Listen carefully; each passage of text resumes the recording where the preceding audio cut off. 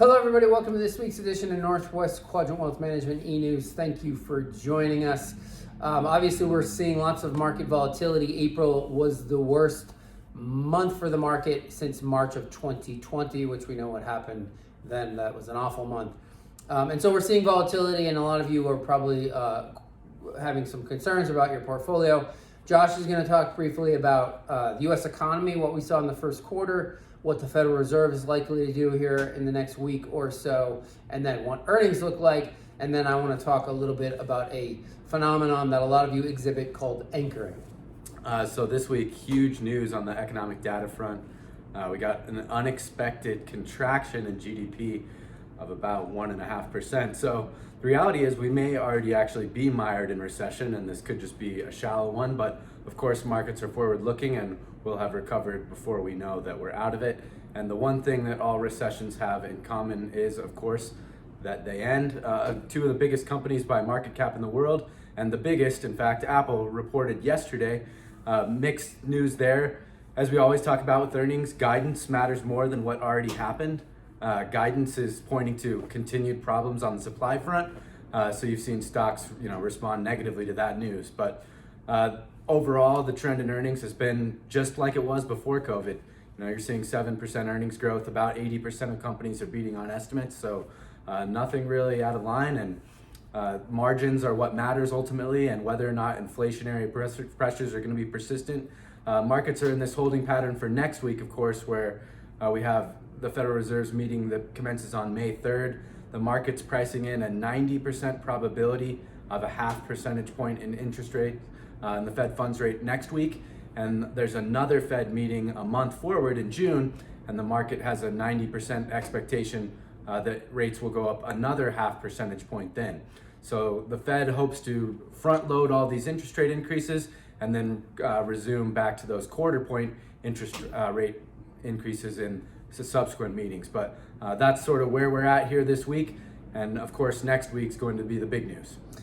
Yeah, so all of that said, that's going to create volatility both to the upside and the downside. So we would say that you should continue to be patient and realize, like Josh said, that we currently could be in a recession, but one thing we all know is that recessions do end, and we're never going to advocate for trying to time a market or trying to get out of the way of a potentially market correction, because we know as soon as we do something dramatic, binary investment decision, the market will make us look stupid really quickly. So remember, it's time in the market, not trying to time the market. So I want to talk briefly also about a phenomenon that is exhibited by a lot of our clients, a lot of retail investors, and that is anchoring. So last fall, most of your portfolios hit their all-time high water mark. The most money that your portfolio had ever grown to happened in November of last year. And so a lot of you think of that as a permanent number. That's the number that you get anchored on. And anything below that number, in your mind, you have lost money. And yes, well, it's true, you've lost money from the all-time high. We would submit that maybe the all-time high was probably higher than it should have been. And so that's a number that's not really real.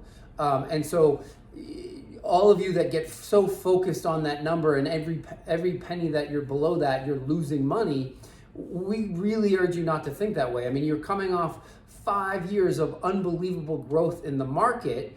And for some reason, a lot of you don't take into account that tremendous growth and where your account was 5 years ago, or 3 years ago, or 2 years ago. And so, you're all you care about is that number in November that my portfolio got to, and every penny it's below that is me losing money. And that is not the way to think about it. We know that the price all of us pay for the higher returns that stocks generate over time is volatility. And if we are in a recession where the economy is contracting and earnings decline temporarily, of course stock prices are going to go down. But as we know, recessions end and the economy will grow again, and companies' earnings will grow and stock prices will go higher. If you think about your investment career and how many recessions you've had and how many declines you've seen in the stock market, there's been a lot of them. And if you had made some binary decision about all in or all out, that would have been not a smart thing to do. So we currently could be in a recession. We're going to have recessions out into the future. But what we know is that corporate earnings over time grow and stock prices will go up accordingly. And you need to be participants in that. We don't know, Josh and I don't know, nor anybody else out there in the world knows what the market's going to do in the short term. So we need to be there so that when the market does finally move higher, our accounts are participating in that. So this anchoring phenomenon that a lot of people exhibit is very, very dangerous to your long-term returns in stock because it makes you want to do something that's generally not going to be good for your long-term returns. So maybe not focus on that all-time high watermark so much because remember, while the accounts hit the high mark in November, most accounts are back to where they were in the summer of last year. So in the summer of last year, you were still happy with performance, but now a lot of you aren't because it got to a higher number in November. That's not the way to be healthy about thinking about how your portfolio derives returns over time. It's always going to be lumpy. It always has been lumpy and always will be lumpy. So as always, if you have questions about your situation, your portfolio, anything we're doing,